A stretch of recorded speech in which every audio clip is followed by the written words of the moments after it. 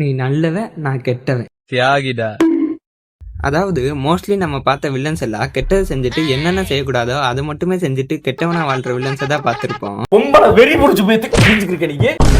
ஆனா அப்படியெல்லாம் இல்ல, வில்லன்ஸ்லயும் நல்ல வில்லன்ஸ் இருக்காங்கன்னு நம்ம தமிழ் சினிமால ஒரு சில படங்கள்ல காமிச்சிருப்பாங்க. நீ நல்லவையா. அந்த மாதிரி நியாயமான நல்லவங்களா இருக்கிற ஒரு 3 வில்லன்ஸ் தான் இப்ப நம்ம பார்க்க போறோம். நம்ம லிஸ்ட்ல டாப் 1ல இருக்கிறது தாதாபாய். இந்த படத்தோட ஹீரோ சரக்கு ஸ்மகிள் பண்ணி சரக்கு சாம்ராஜ்யத்தையே உருவாக்கி இருப்பாரு. அது தப்புன்னு சொல்லி தாதாபாய் ஒரு போலீஸா அவரோட கடமையை அவரு செய்வாரு. ஆனா இந்த படத்துல இவரோட அம்மா ஹீரோனாலதான் கஷ்டப்பட்டாங்கன்னு ஒரு காரணத்தை நுழைச்சு இவரை வில்லனா காமிச்சிருப்பாங்க. நம்பர் 2 பக்ஷிநாதன். இவரு செல்போன்ல வர ஃப்ரீக்வன்சினால பறவைகள்லாம் சாவுதுன்னு செல்போன் டவரை வைக்க கூடாதுன்னு போராட்டம் பண்ணிட்டு இருப்பாரு. ஆனா இவர் யாருமே மதிக்க மாட்டாங்க. அதனால நானும் பறவைகளோட சாவுறேன்னு இவரும் போய் செத்துருவாரு. அதுக்கப்புறம் தான் இவர் பேயா வந்து வில்லனிசம் பண்ணிட்டு இருப்பாரு. என்ன கொடுமை சரவணனது.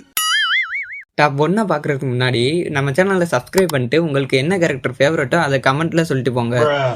Number 1 Benjamin. இதுல பெஞ்சமினும் பிரான்சிஸும் ட்விங்ஸ். அது மட்டும் இல்லாம ஸ்கூல்லயே நல்ல பசங்கன்னு இவங்க 2 பேரும் தான் பேர் வாங்கி வச்சிருப்பாங்க. இதனாலேயே அங்க இருக்கிற பசங்களுக்கு இவங்க 2 பேரையும் பிடிக்காம போயிருது. அது மட்டும் இல்லாம எல்லாரும் சேர்ந்து பிரான்சிஸ புள்ளி பண்ணிக்கிட்டே இருப்பாங்க. அப்படி ஒரு இன்சிடென்ட்ல பிரான்சிஸ் இறந்துருவாரு.